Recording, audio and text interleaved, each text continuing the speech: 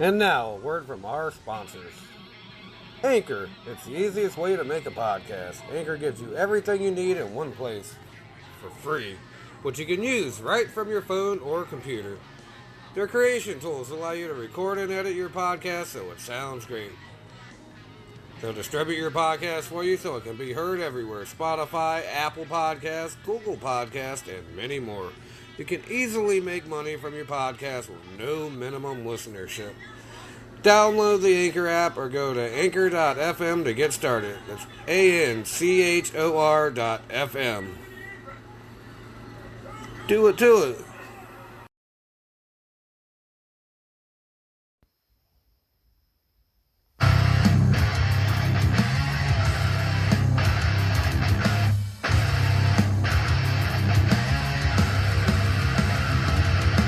Welcome everyone to the Damien Wayne Wrestling Podcast. Rock.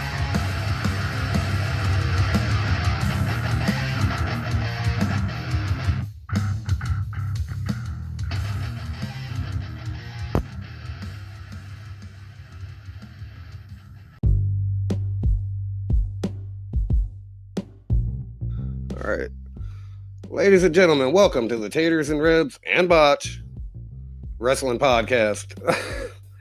Now, Tater can't be here with us tonight, but Botch has joined us. How you doing, man?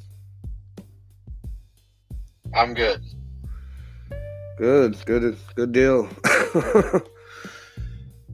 we got a very good. I ain't got Go no ahead. complaints other than being overworked.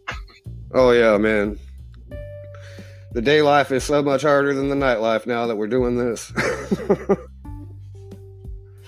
Definitely. Well, we got a very special guest joining us in just a minute. Man's achieved a whole lot in his career, man, and this is going to be one awesome conversation.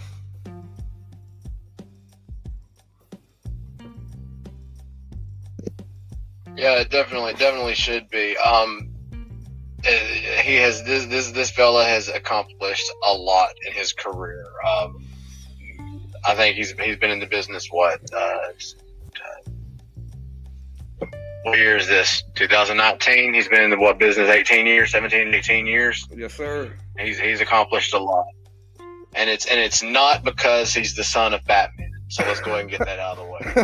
All right? He's not the son of Batman. He might be, but I don't know.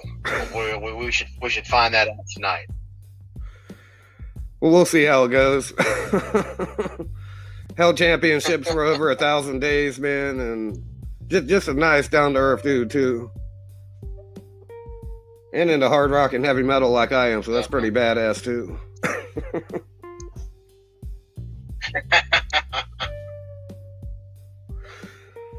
Who do we have tonight? Mr. Damien Wayne. Yeah, no, I don't think he's the son of Bruce Wayne. I don't think he's the son of Bruce Wayne. He might be. We don't know. we don't know yet. Right.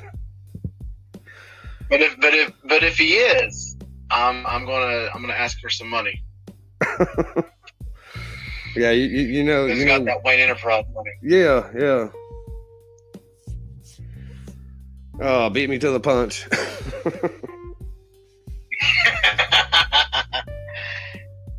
All right, well, let's get him in here. All right, I guess we ought to keep anyone waiting any longer. Ladies and gentlemen, Mr. Damien Wayne.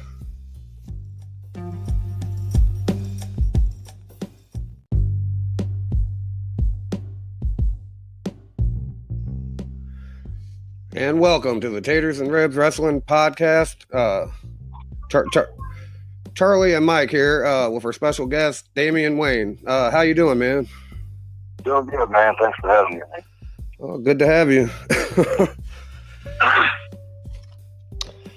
All right, I see you won countless championships, man. The list is almost too long to go over. Yeah, something like that. I mean, there's a few important ones in there, and there's some little ones here and there, but they always mean something special, man. You know, if it's done right, it's always special. Oh yeah. How'd it feel winning your first title ever? What was that? Said how did it feel winning your very first title? Oh man, it was pretty wild. I think it was the BCW tag team titles, if I'm not mistaken, and that meant a lot because the last like 4 months of my training, the guy Mike Duke that I teamed with for the old school empire, we got to train together, and then like 6 years of our first 6 years we were the team. So being able to do that with him, it meant a lot. It was pretty cool. Oh yeah. I'm reading that. So, go ahead. I was wanting to know how did you get into the business, into the wrestling business? Was it just like a passion, as like we hear about a lot of guys, they as a child, as a kid, that's just all they wanted to do was wrestle, or was it just you just kind of fell into it by accident? Nah, man, 7 years old, I saw it on TV and was in love with it ever since. Actually, I guess you could kind of say I was obsessed with it. I'm 47, so I had the pleasure to grow up in the 80s, kayfabe, and all that good stuff. And yeah, man, I was all about it. I knew right then and there that's what I wanted to do. And getting in the business, that I guess you could almost say that was a stumble or a mistake, because I didn't get in until I was 30 years old, and so I never thought I got married at 25, I had my son and all that good stuff, so I didn't think that was ever going to happen. And dude, this was like early internet stuff, AOL dial-up shit, and I stumbled across, they were called Virginia Championship Wrestling at the time, and they were running shows out of middies at the Omni Hotel there in Newport News, Industrial Park, and I worked like 2 blocks down for like 13 or 14 years and never knew there was wrestling there. And then back then it was one pay-per-view a month, WWF, and they ran on the Sunday of the pay-per-view and ran from like 5 to 7, and if you paid to watch the wrestling show, you could stay and watch the pay-per-view and the big screen type thing. So they always packed the house, but I found them on the internet. Dude, like I said, I was 30 years old. I was 160 pounds at the time. I was playing adult league baseball, so I was in shape and everything like that. But I said, I just want to get in the business. I don't care if I'm ring crew, referee, anything, I just want to get in. And they were like, it's funny you hit us up.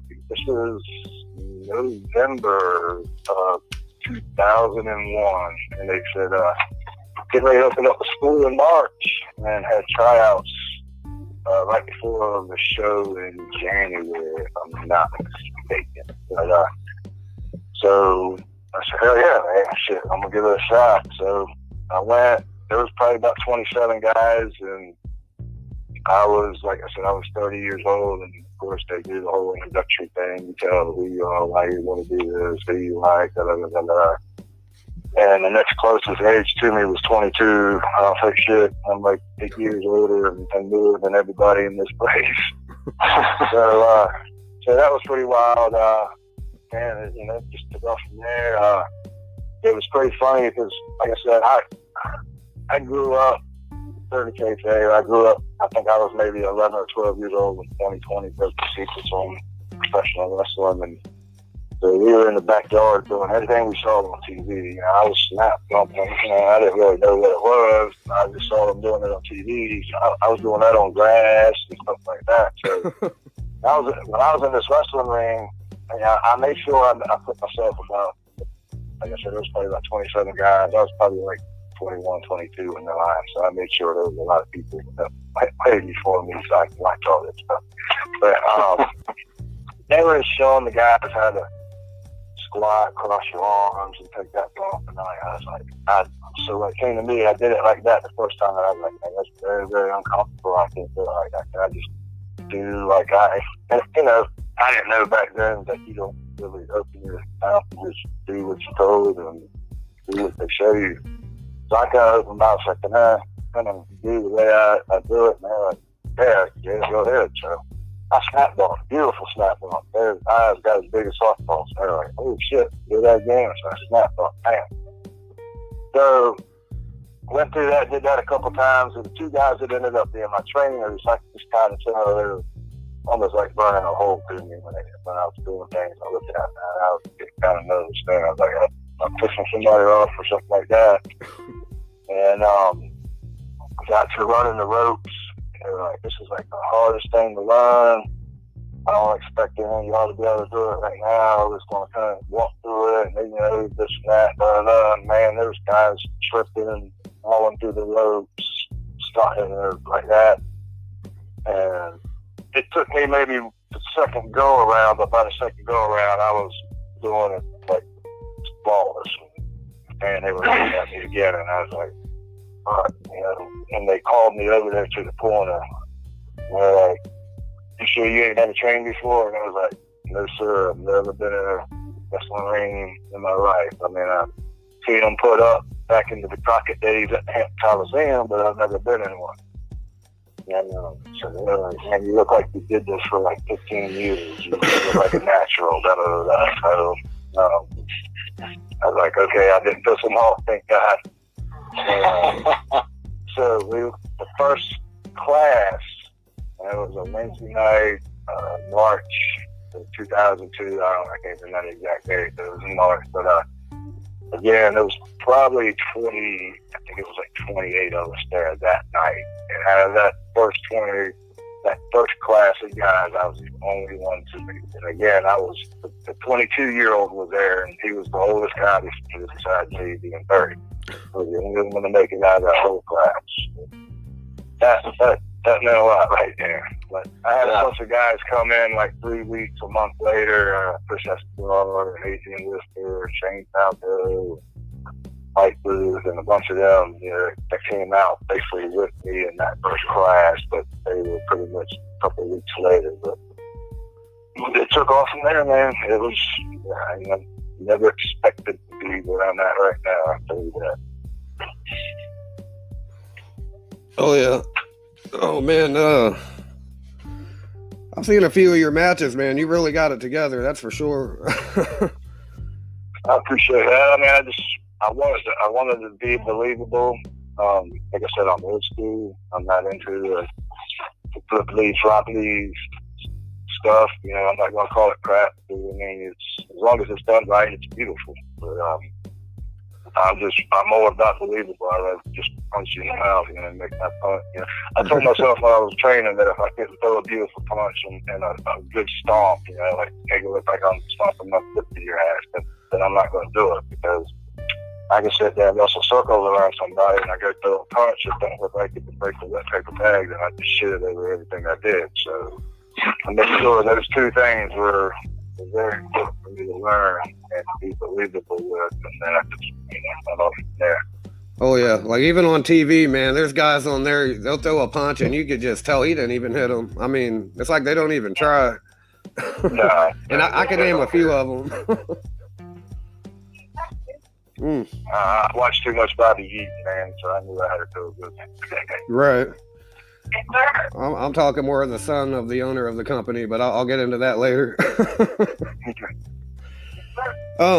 How would you say the independent circuit has changed in, like, say, the past decade?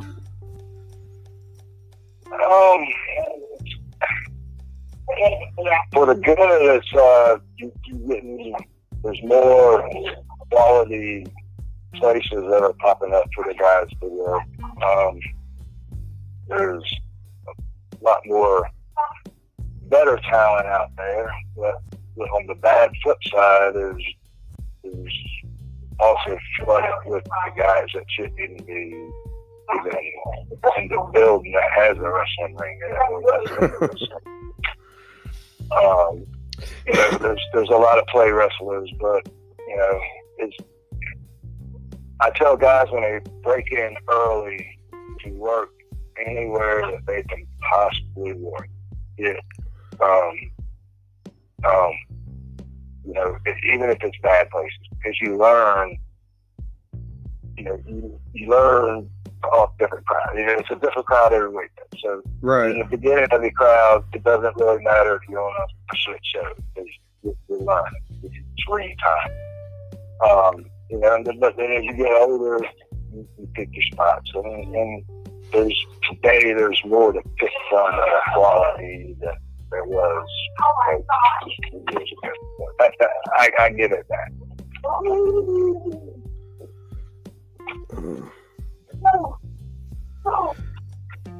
You said go ahead, Mike. Who would you say is the most prolific wrestler you've ever worked with?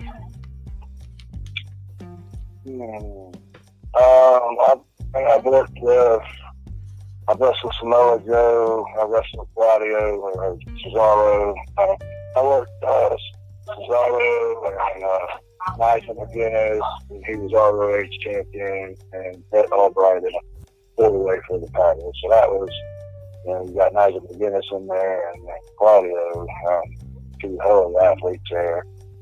And I couldn't pick any of them as being really more high profile over the other. I mean, you know, my first name or whatever you want to say that I worked when I was in the business was Ricky Morty, which was freaking amazing, you know, because of course I grew up from him, and then I worked him on a Friday and a Saturday. I actually was holding a local North Carolina belt there, and I dropped it to him on Friday and won it back Saturday in a cage match, and that was my first cage match.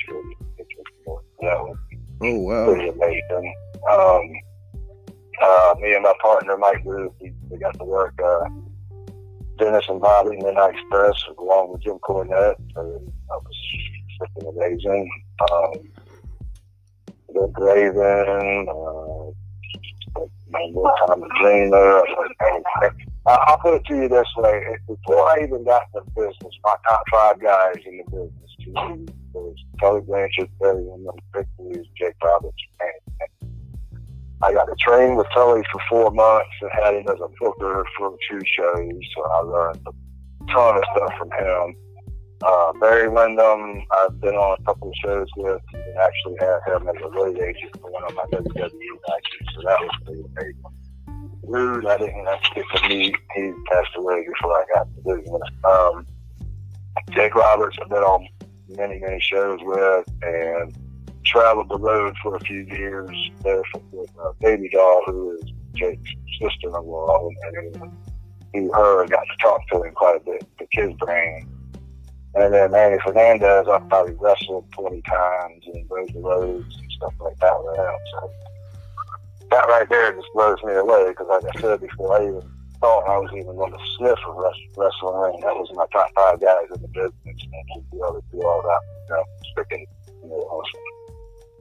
So I've always wondered how hard it is to like keep a straight face for the younger guys when they finally get to work with, say, like their childhood heroes, like not to mark out in the ring with them. It's hard. It's hard.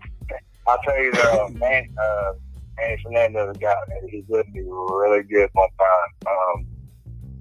It was in Norfolk for VCW, and it was I was the babyface at the time. It was me and Ricky Morton with Baby Doll against Manny Fernandez and this heel, like luchador type dude that I was actually having a little program with. And I told Manny in the back, you know, this was even after I wrestled him probably 3 or 4 times by this and everything. You know, he's really pretty good actually. And I said, man, we'll do a little tribute to you for you tonight, this and that. So me and the other local guy we got now, we're doing the opening spot. I did a little, ended up shoot off. I did the drop down leapfrog into his little backhand gimmick. And I did that, and he jumped in like he was going to come in, and I did the whole, ball up, pose, wait for him to come in, and he freezes, and he looks at me, he goes, "Don't you ever steal my shit again, kid. I'll kick your ass." And I was getting out of the ring. And then he looks at me grinning and getting out of the ring and said, "Good shit, kid." that was pretty cool. Oh man, I've heard a few Harley race stories almost identical to that.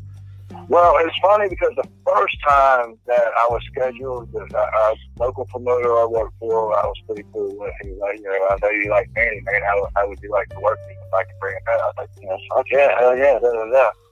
So it was like scheduled to work him, and like 3 weeks before that, I got a hold of a shoot tape, one of his shoots, and a buddy sat down and watched it. I was like 10 minutes in it, and I looked at him and I leaned over and I said, this motherfucker's gonna kick my ass. I was actually kind of nervous, and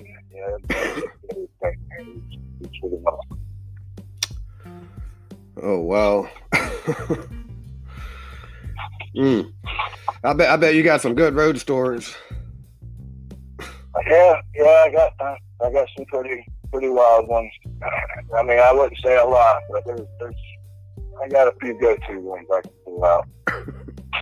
I was actually telling one to the guys today, and it was back to something I just talked about earlier. It was the night I wrestled Claudia and Nigel and Brett at Freeway.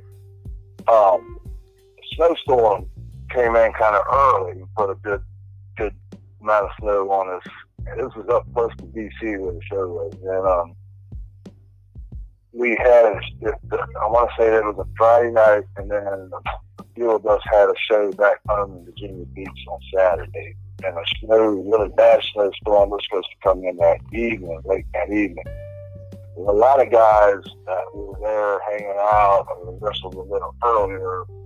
We got kind of early. They were allowed to leave a little early because of the weather and whatnot. But I was in the main event, so I could have left later, but me and the buddy said, we're just going to get a hotel and stay the night. So we get a hotel, we stay the night. We wake up to snow. He had an SUV. We look up the snow up to his windows. We're like, you gotta be kidding. So we dig a little bit. We dig enough to where we can crack both doors and squeeze our asses into the car, and we get started. He's rocking back and forth, trying to break through the snow and drive through it. Thank God it was like light snow. It wasn't really heavily packed. We were getting through there. Don't even know where the exit is out of the parking lot. We end up hitting the little medium type thing there, and we could tell we drove over some bushes or something like that. Damn, finally get on the road. We get out to the interstate, and on the interstates, it's like it's like 3 lanes, but everybody is following the same line that's already kind of tires marked one in the road there. So it looks like a train on both sides, and there's like every 50 yards there's a car either crashed into the barrier on the sides or down in the ditch or turned the wrong way, this and that. I mean, it really looked like some Armageddon type shit. It was pretty crazy. Oh yeah, people can't drive up there when the weather's good. Still snowing like crazy, so cold that like every 10, 15 minutes, man, the wipers were full of ice and wouldn't even work. To where every chance that we could stop, we stopped it out clean. But one time we stopped, we both get out to clean each side, and the door's shut, the door's locked. And the car's still running, we're right there in the middle of the interstate, and we can't, we're like, I had on a pair of jeans, a t-shirt, a light blue jacket. He had on sweatpants, a sweat jacket, and a t-shirt. And we're locked out of the car, man. We're like, everybody's driving by. Nobody has any type of coat hanger, nothing for us to try to get the locks undone. Man. So we're sitting out there with the car running. We're both balled up against each other, up against the grill, trying to get a little bit of heat off the engine. And some old lady gave us an umbrella so we could keep snow off of us. So we're balled up in a ball, 2 men hugging each other under our umbrella. And I see houses up on the side of this hill off the side of the road a little bit. I said, well, man, I'm going to go here and try to see if somebody, because our phones were locked in the damn car, so we couldn't call anybody. So I go, and first step I take when I get over that little metal barrier, man, I drop down into like waist deep snow, and I was like, you're not kidding. So I crawl up through waist high snow, up this hill to these people's houses, they bring me in and actually give me a cup of coffee, and they're calling the emergency stuff for me, and they're like, man, they're saying it might be about 2 hours before anybody can get out this plant. You're listening to the Taters and Ribs Show.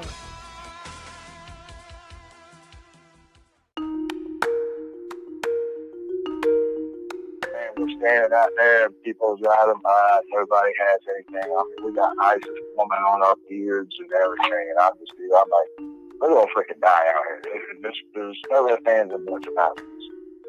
And it was probably a good 2.5 hours that we were standing out there before somebody actually came and had one of them little ledge pump things you put through the window and slide and pop the light or something. And that was one of the most miserable freaking things to happen. I bet. In my life. Well, that's dedication to even attempt that. God, man, God. I hate even talking about it. That's why I hate the show to this day, man. I hate the first play I see. I can't see it. Yeah, I can't deal with that myself. Oh. You prefer being a heel or a face?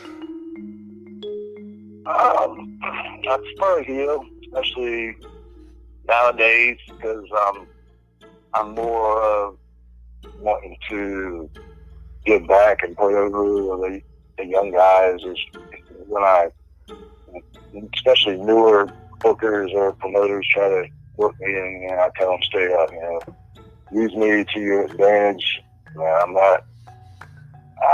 I feel like I got somewhat of a name value to my name, so if I can come in and put like Robert Gibson with Rock and Roll Express, I'm working for him and his gimmick, and that's what me and him talked about, was bring me in, man, let me work with you. He's got a young guy that he trains, that's his champion, and let me come in and work with him, because I feel comfortable enough with my ability that I can go in the ring and all I gotta do is worry about this kid and do what I can do to put him over and train, try to lead him and talk to him in the ring and stuff like that.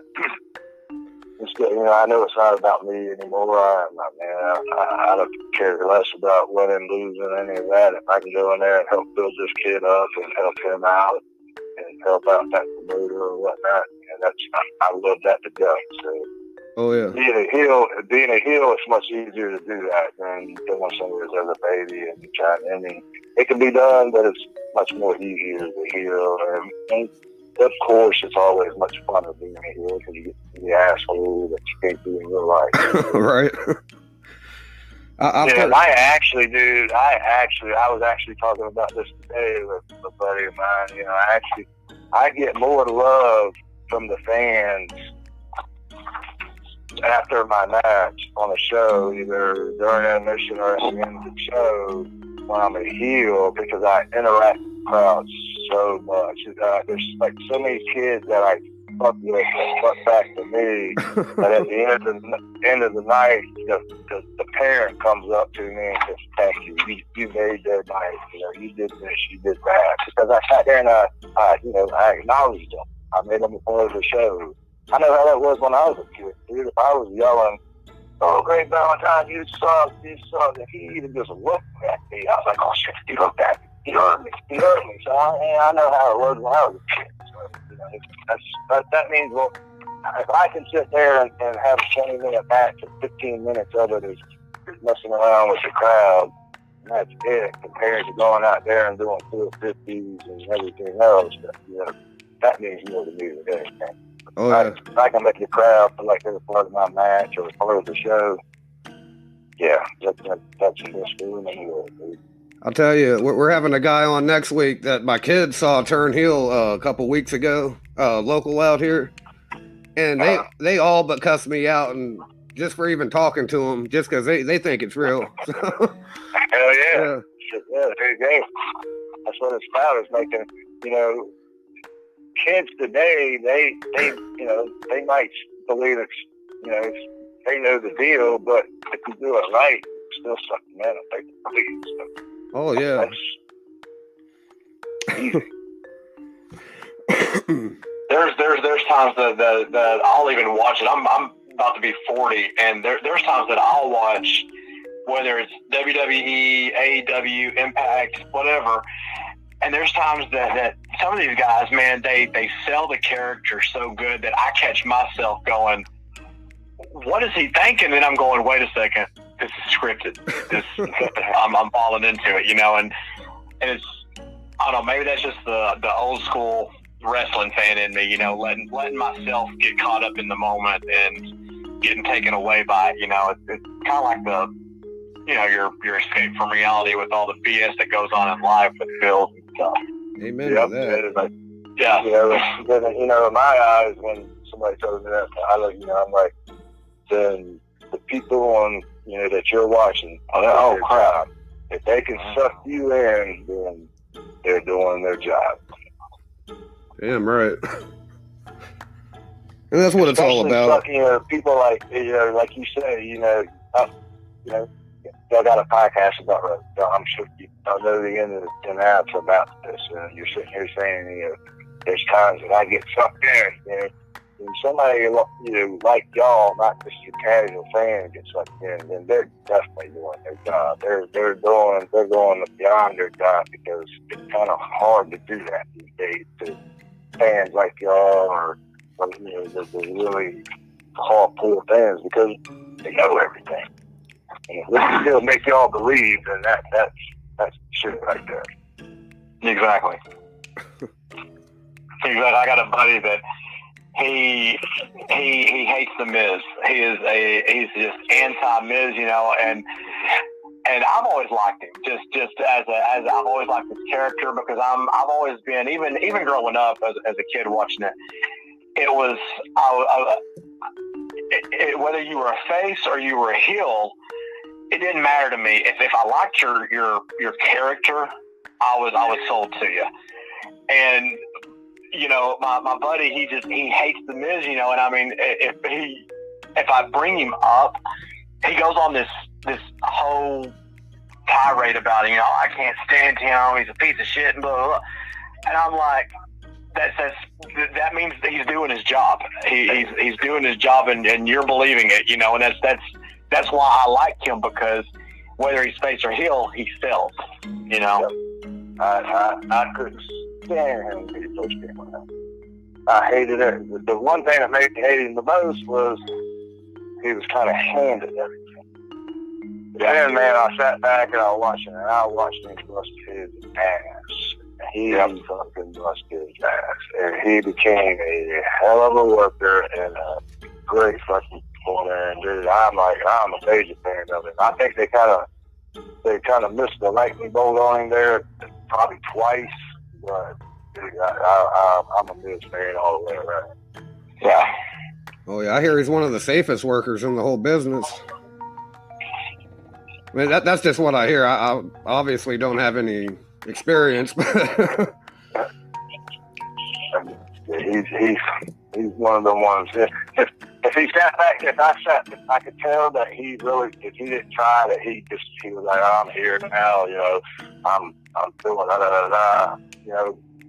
I probably would probably still shit on.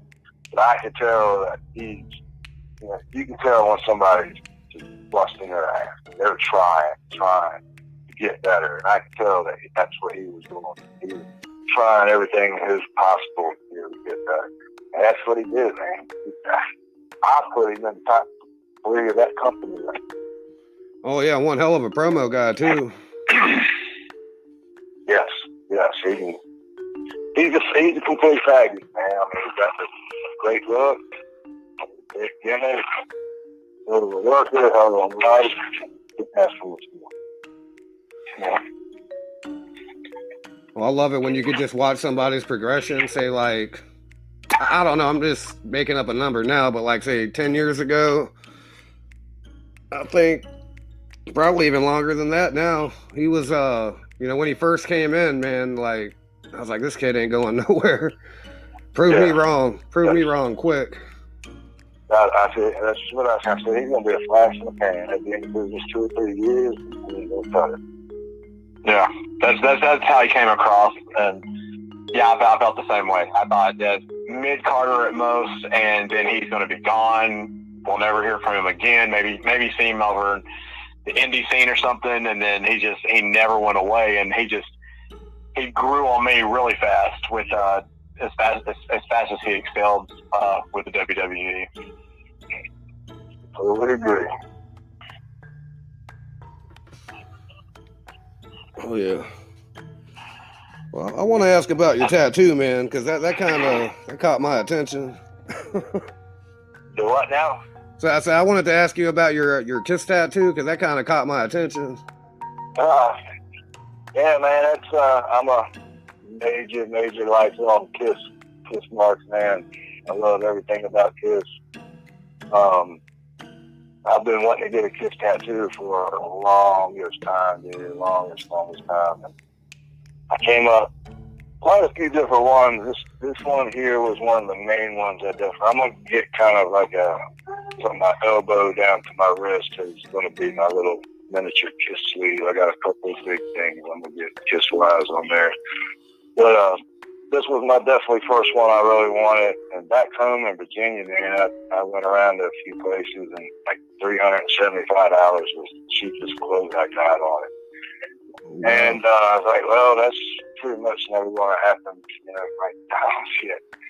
So I ended up moving to Tennessee, and like an hour up the road in Franklin, Kentucky, I started wrestling for New South up there when I moved here and everything. And a guy came to town and opened up a tattoo shop and whatnot, and everybody was putting him over, and I sent him the picture, and he quoted me $180. I was like, holy shit. Wow. Okay. Yeah, put me down right now. And I said that to myself. And then the day I think it was the following day, I was going to get up with him and see about getting an appointment. He posted on Facebook that he's having like a open house type thing. Any tattoo over $60, you can get half price. So I got this tattoo for $90. Oh man, that's a deal. Yeah. So when I'm sitting down and he's putting the stencil on and all this, I'm like, man. First, even at $180, I was like, oh, he does a fucking good job on this, man. Please don't screw it up. And there he started. My eyes just started hitting. I was like, this dude is awesome. And it turned out really freaking great, man. Oh yeah, that thing's amazing. I'm the same way with Pantera. I kind of got a Pantera tattoo, but it's unfinished. I'm working on it. Yours is a work of art. I love Pantera is one of my kicked myself in the ass that I never went and saw live. So. Same here. Well, then I'm not going to bring up that I've been to Vinnie Paul's house then. So. Kiss my ass. Well, I actually live down here in Texas, and I of course they're from him and Dom were from Arlington area and everything, and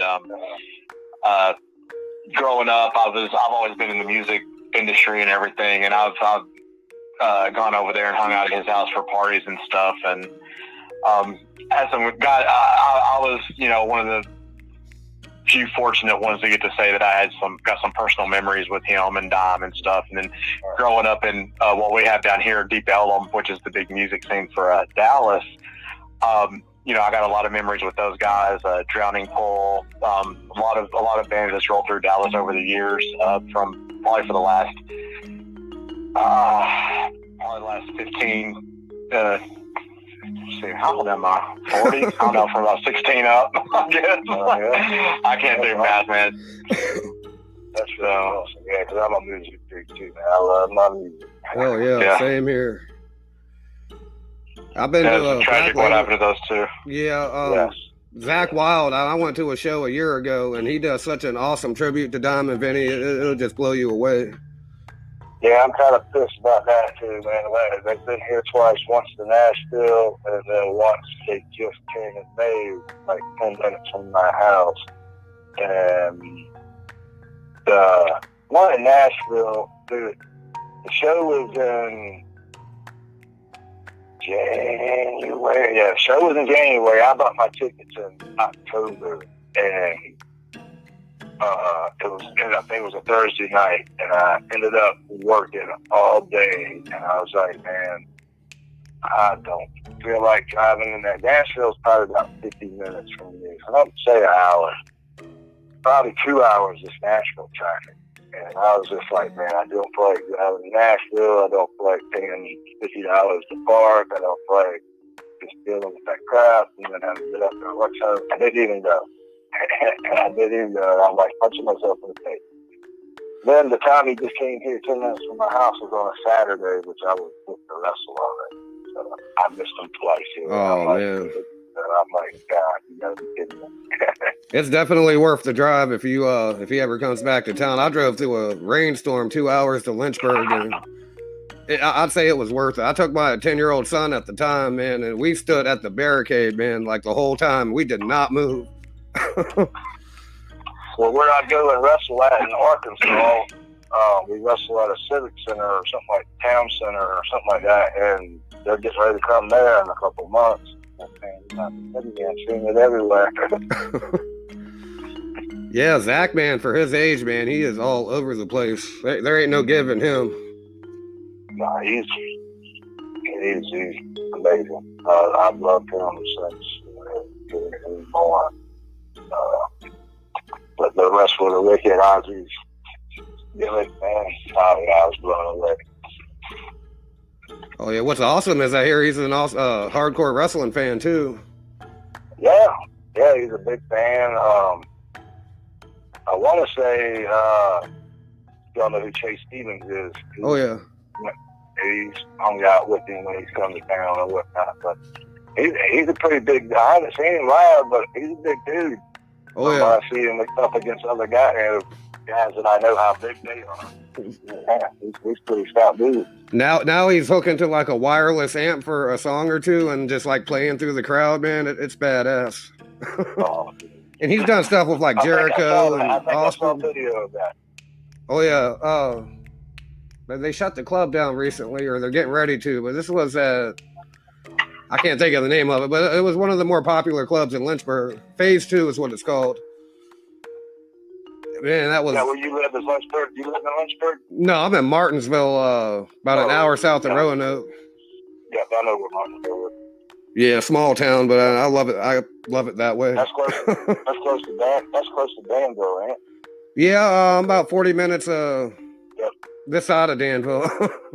Yeah, I'll tell you, that stretch of 58, dude. God, that's the most lonely, boring road I've ever traveled. Yeah, you're right. I've wrestled in Leedsville, North Carolina, and stuff down in that area. I take 58 all the way to Danville. I take that left down in North Carolina. You ever wrestle in Pelham? Yeah, I've wrestled in Pelham a few times for Jimmy. Oh, yeah, he's a good dude, man. I'm not going to say good friends with him, but we've been, buddies kind of for the last close to a decade now. Really good dude. Yeah, I love Jimmy to death, man. Me and him have been behind the work. Oh, yeah. Dude, he's putting on more and more shows than ever before right now. He's blowing up. Yeah, a lot of my young guys I kind of helped let some train when I was back home. Goes up there and works for him, never show up. Oh, yeah. Matter of fact, the guy we're going to have on next week, I was telling you about Jimmy Parker. He's the one that turned heel and my kids are like really mad at right now.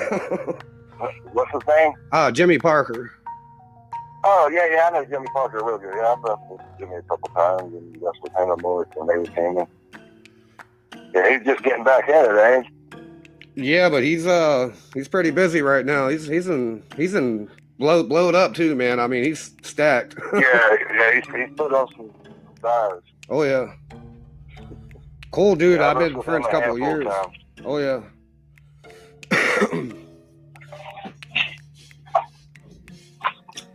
I'm trying to get Jimmy Love on here if he could ever calm down for 5 seconds. He a busy man. I could imagine just the family life and running the promotion. He just ain't got time for nothing. Yeah, tell him Damien Wayne says do it or he's going to whip his ass. Well, I'll shoot him a link to this show after it's updated or uploaded. Love you, Jimmy. Oh yeah, that's awesome.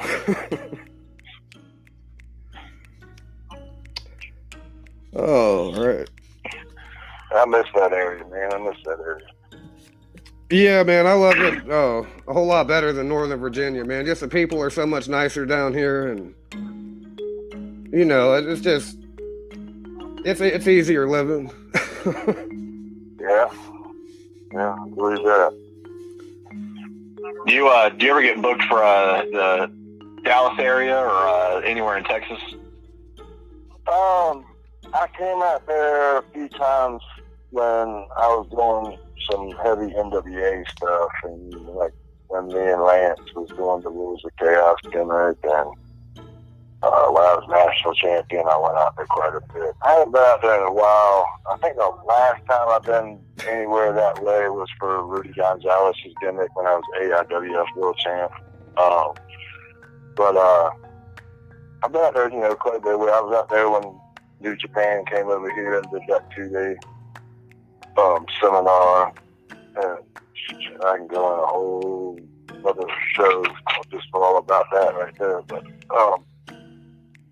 yeah, I wouldn't mind getting that. I know quite a few out there. It's just get a little hump for a drive these days, and I'm getting kind of old on the damn drives.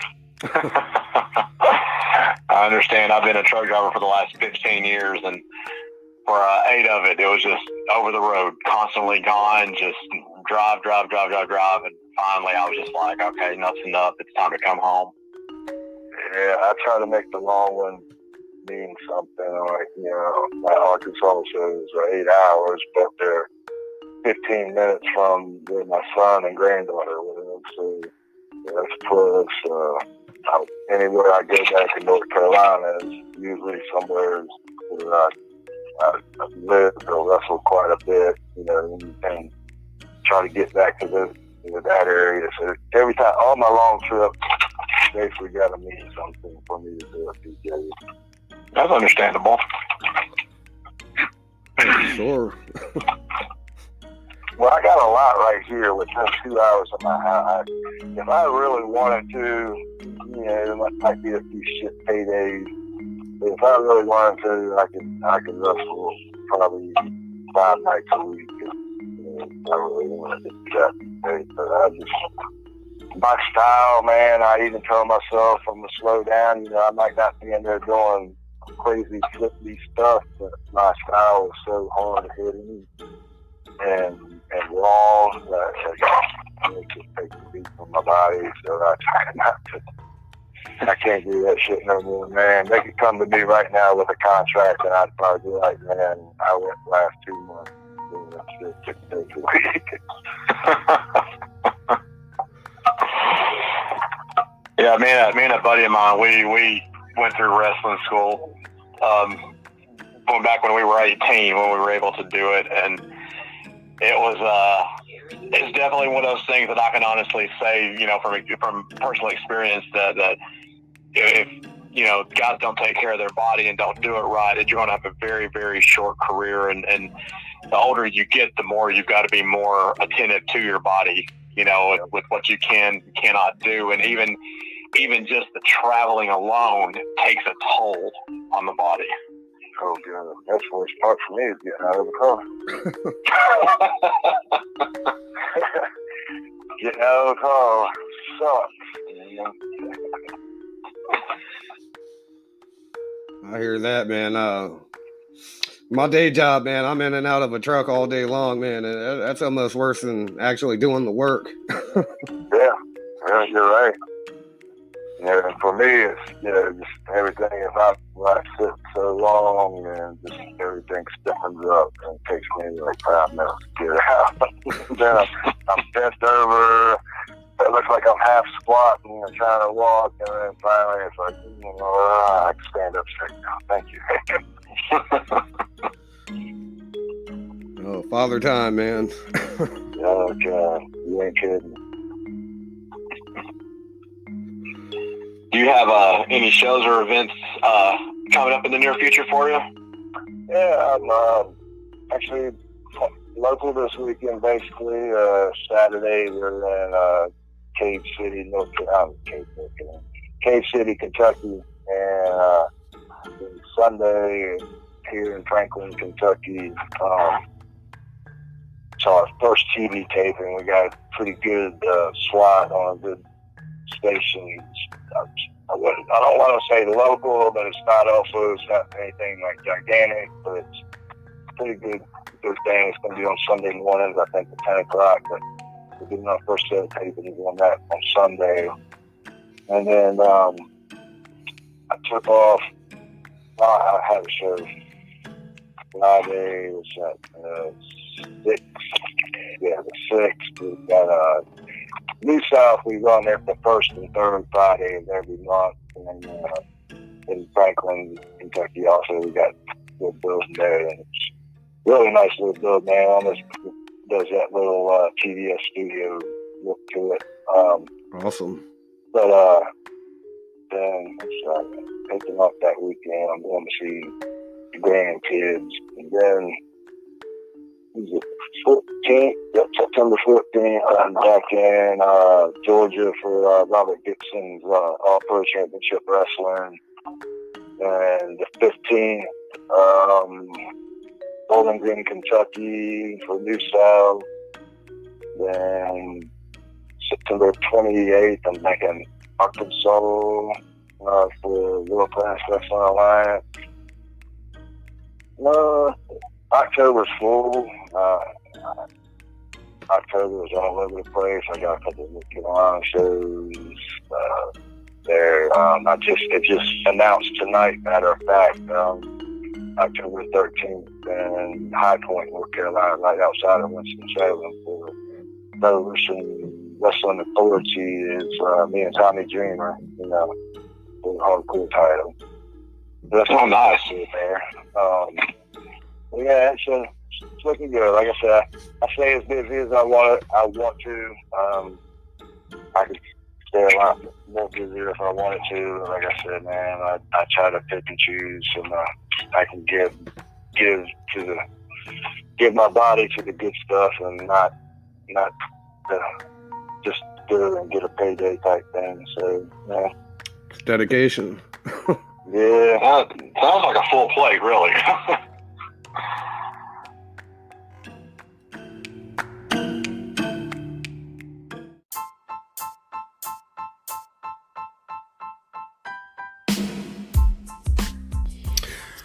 For more information about everything we do and for the latest wrestling news, rumors, gossip, and opinions, feel free to visit us at www.tatersandribs.com. It's www.taterzn, as the letter N, RIBZ.com. That's tatersandribs.com.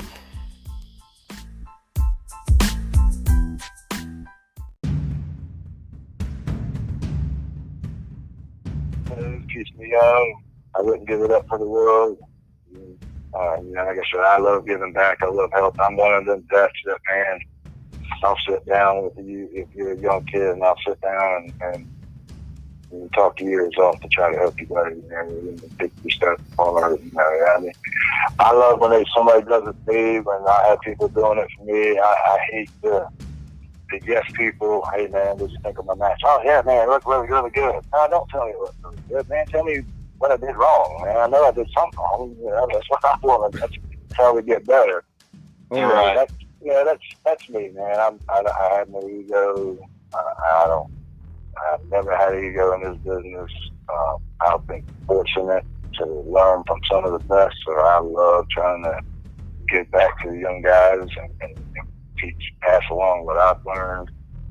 And the more, like we talked about earlier, the more better workers we can get in this business is only better for all of us, man. Because, there's no spots to be had, man. If we can get more better workers, then I'm all for it, man. Oh, yeah. Cool. That's kind of why we do what we do, man. We're just we're trying to provide kind of like a platform that really that you don't see a whole lot of places, man. For guys that are just coming up, or just want to get their name out there. We're trying to help the independent circuit more than anything else. And there's I put guys like y'all overall, man, y'all guys like y'all have me on there. It's like, dude, y'all are freaking awesome. I mean, y'all, like you said, you give us a platform, you put us over. It won't for, I'll be honest, if it won't for a lot of people like y'all, then it's hard to generate. But I can sit there and get on Facebook and keep my own going all I want. But right. If I don't have other people doing it, if I'm not doing something right to where I get other people doing it for me, then I'm not doing shit. That's it. Well, I share our shows and our social media and our website and all that all day long. But really, until somebody else outside of that box shares it, we're not really being exposed to new people. If that makes any sense. Yeah. I appreciate everything. Guys like y'all do, man. I appreciate y'all as hell. Oh yeah, man. Yeah, that's just what we love to do, man. And it's fun. We started out just wanting to shoot the breeze about wrestling, and then interviews started popping up, and like, hey, man, we might be onto something here, Yeah, definitely. I mean, we're just doing it for the love of the game, man.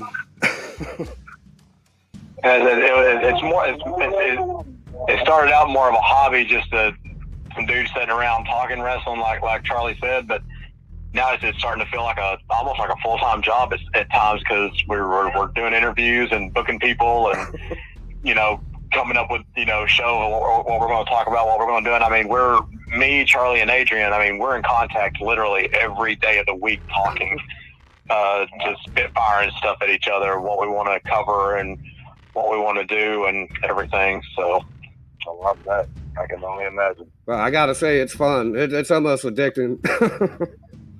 Yeah. I can feel you. Well, man, if you have any video or promotional posters, if you want to shoot our way and we could get it out there for you, we're open to that for sure. I appreciate that, man. I definitely will. Hell yeah. All right. Man, this has been an awesome conversation.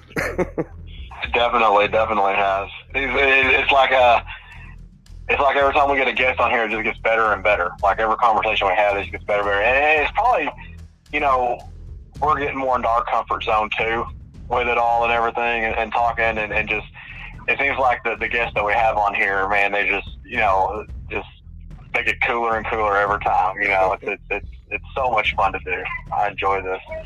Well, I had a blast, man. Like I said, I can talk wrestling all day long. It's been passionate me, and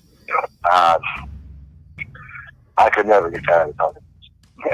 I just posted today, thank you, wrestling. You're freaking amazing on Facebook. It's giving me so much, man.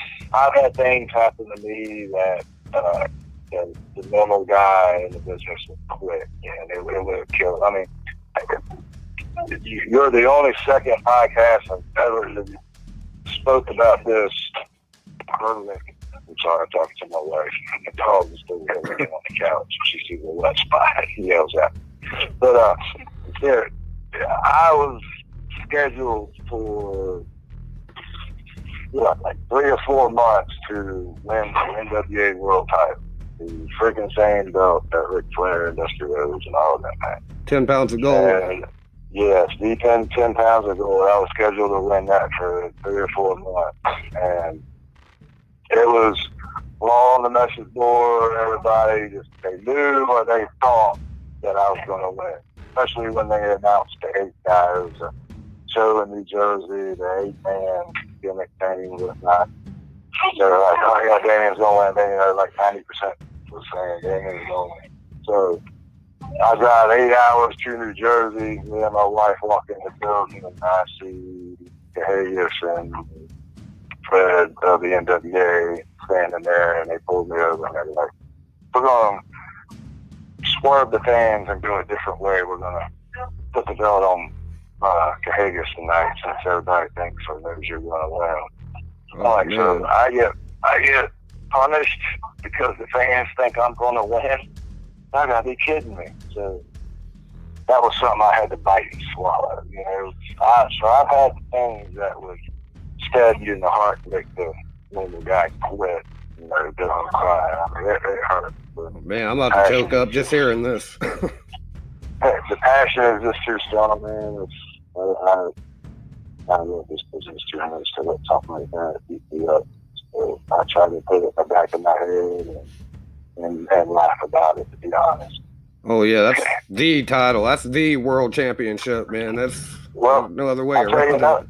I'll tell you another one that'll blow your mind too. Is I was training with Lance of the Lords of Chaos gimmick. We busted our ass for 2.5 years, man. Drove all over the place trying to build our name in the NWA to get them to look at us and let us get our shot, let us get our run. That New Japan gimmick that came to Texas that I talked about earlier, they loved us. They loved us to death. We got booked and scheduled. I still got the emails, man. We just kind of look at it here and there. But we were booked to go in New Japan and beat Tenzan and Kojima for their World Tag Team belts on the back of the stage. And my dumbass partner lied and bullshit for 3 months and not getting the passport. I couldn't even get a passport. He was a freaking fella. Oh. So yeah, I was scheduled to win both 10 pounds of gold and the World Championship belts, and had it ripped right out of my hands, man. So like I said, man, it's just everything else is too much fun. I wouldn't shut like that. I put it in the back of my head and just keep moving forward, man. That's all you can do. Oh, yeah. I mean, I feel for you because those are like prestige. Well, Yeah. I did read you were a champion for 1,001 days. I read you were a champion for 1,001 days. Yeah, that was the Dog Championship. They were part of NWA at first, a promotion out of New Jersey. And along with me, man, when a bigger company puts a belt on me, I do all I can to promote that, to do everything I can for that belt. So between me and the promoter, I took it and defended it anywhere that allowed me to. Right. So it got a pretty big name at the time. I was doing it with, me and Chance Prophet was feuding over it. Me and Bordell Walker was feuding over it. Some good talent. But yeah, I had that for 1,001 days, and I think I held the AIWF World Title for 431 days or something like that. Wow, you just don't see that all over the place. You just don't see long runs like that anymore. No, it was great. Because I take pride in that. Oh yeah, I can imagine. Like I said, I heard the back in the day, like the NWA champion, they'd hold that title for 2 years, and that was like the pretty much go-to run. Honestly, I don't know how. Well, I know that, especially like when Flair had it, they did it more where they kept it on him, and they would drop it to a local, like to the Kerry Von Erich or somebody like that every so often, because it's like, Cornette said on one of his podcasts, it's like, it becomes unbelievable. Like if your man, he used Lawler and stuff with like in the world title, NWA world title, was like, those fans are going to lose faith in Lawler if he like get up 10 shots at the world champion when they come into town and never wins the belt. Right. So they got to give it, even if it's a week or something like that. You kind of got to give it to give those fans hope. Okay, our local guy can win the belt, type thing. So I I've really been on a Cornette kick lately on his podcast.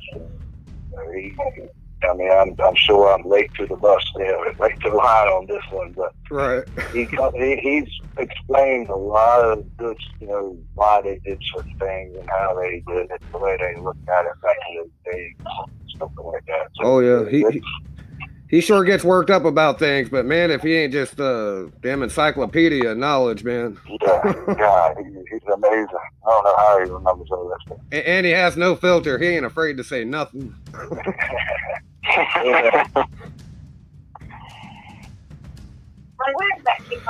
Yeah, we actually talk about Cornette a lot around here. So. Yeah, I love some corny. Our partner Adrian, who can't be with us tonight, man, he's probably the biggest Cornette fan I've ever met. Yeah, he's awesome. I've spent a lot of time on him. Oh yeah, I'm scared to try to contact him because he'll turn heel on us or something. you know how that goes. Yeah, he won't hesitate to do that. Not at all. We were kind of scared, or guess, we told you we had Sid on last week, Sid Vicious. We were so afraid he was going to turn heel on us, like kayfabe. That was a nerve. I mean, that was an awesome interview and an awesome time talking to him. But that was the most nerve-wracking hour of my life being on the phone with him, because we had been doing research on him as far as other podcasts he had been on, and we had listened to one podcast he was on prior to us. And I don't remember exactly what the kid asked him, but Sid did a 180 on him and went total heel for a couple of minutes. And I was just like, please, God, don't let that happen to us. I do not want to be that person for this interview. Oh, I love it. He was legitimately one of the, between him and Papa Shango back in the day, those two guys scared me. They just, it was back in the kayfabe days, and it was believable. And those two characters, they scared the holy hell out of me. And then I turn around and here I am, 30 some odd years later interviewing the dude, for a podcast. I'm just like, oh man, all my childhood fears are coming back. Abdullah the Butcher and the Kid Koloff was like that for me. When I was growing up. They legitimately scared me. Yeah. Oh yeah, we're just getting started, man. So we got a long ways to go. Oh yeah. No, it's a fun ride. Amen to that. Just real quick, merch. Where can fans find your merch at? Like, is there a website they can go to find shirts and stuff? I just sold out of my last. I just really kind of got into it. I've been in 17 years. I think I've had 3 different shirts. It's just something I have really good. Man, 90% of my time in my career, I'm having time alone when I'm driving, going to a show, so I don't ever have anybody to watch me stay in. So I really haven't been into it until recently. I'm not sure if you've seen my newest design hasn't come out yet, but a buddy of mine, actually Chase Stevens, is a 17-year-old kid who designs my shirts. Awesome. But, the newest one, I can find a picture, I'll put it up in the little group message thing there, but he drew me 4 different Damien Wayne as the Kiss Love Gun album cover that I'm posed just like the 4 guys, but I'm 4 of me in 4 different things of my gear and my look and everything. That turned out amazing. That'll be my newest shirt. I just haven't got it printed out or anything like that. But once I do, I normally do everything on Facebook. But man, I'm like I said, I'm not a merch guy. I'm not really getting high on everything. That's bad. That's a hassle. Half the time I see guys carrying in 2 and 3 boxes full of crap, but they make some money. I know a lot of guys that make great money off of it. I ain't gonna say anything bad about it. I can tell you that. But as for merch, it's basically all. Oh yeah, a lot of little shows, smaller shows I've been to, man. Like they'll have an intermission, and there'll be all the guys like outside or in the arena area with just boxes of their stuff, just selling it and handing out autographs. It's awesome. Well, the amazing thing about it though is the stuff that sells more is the little knick-knack toys and crap for kids. You sell that when you're going to sell your T-shirts and your pictures. I can testify to that because when I bring my kids there, they're begging for the stuff at the table, and I kind of feel like a bum if I don't get them something. Yeah.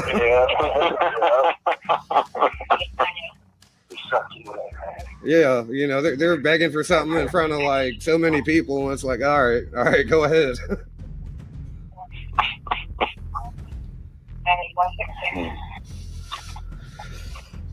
Oh man.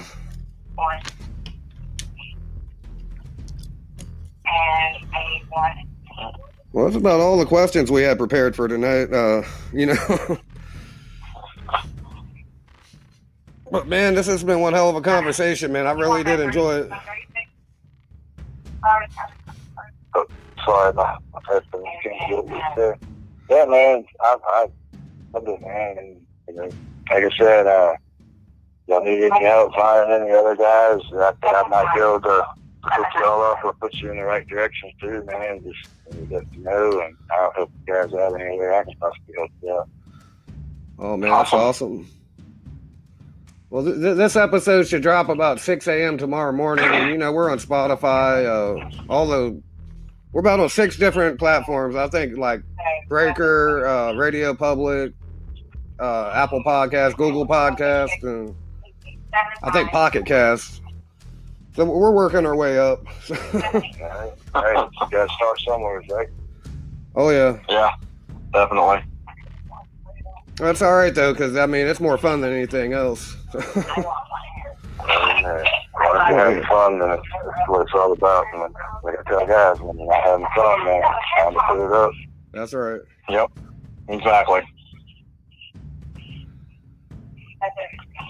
I'll tell you, we're gonna bash on Adrian so much for missing this. Oh yeah, definitely. That's all right.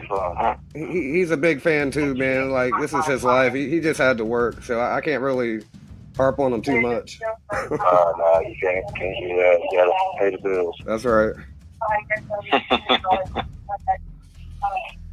Well, man, it was good having you on, man, and man, we'd love to have you on again sometime for sure. Yeah, man, anytime, man. Anytime, I'll be there. No, was that your brother that hooked all this up? Yeah, that's my brother. Yep, that's my boy. Oh yeah, he seems to be a really good dude. I've never really, met him in person, but we've been connected through Facebook for a good minute, and I really appreciate it. So, Richard, if you're listening, man, thank you. Yeah, thank you so much. I appreciate it. All right, man. This has been fun, man. And like I said, we'll have you back on again someday. Sounds good, guys. Man, I appreciate it a lot. Thank you. Like I said, I was listening, guys. Like you on shows like this. It helps make us, man. So I appreciate everything y'all do. Oh, yeah. Hopefully we'll bring some more fans your way, for sure. Yeah, definitely. All right, brother. You stay safe out there, man. Stay safe in your travels. Stay safe in that ring, all right? I appreciate it, man. Thank you very much. And y'all be safe out there, too, guys. All right, man. All right, thank you, bud. You have a good one now. You too. Later, guys. All right, bye-bye. Later.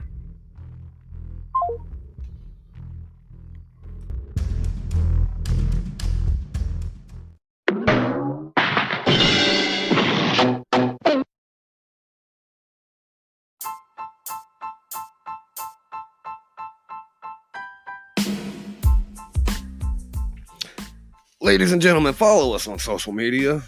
On Twitter, at Taters, TATERZ_N, or look up the Taters and Ribs Wrestling Podcast. We are on Facebook, where we have most of our traffic. That's where we spend most of our time.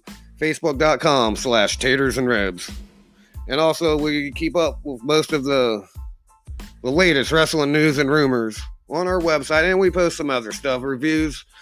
video game reviews, you name it. Look for us at www.tatersandribs.com. For Adrian and Mike, this is Charlie. We love you and we mean it. Goodbye.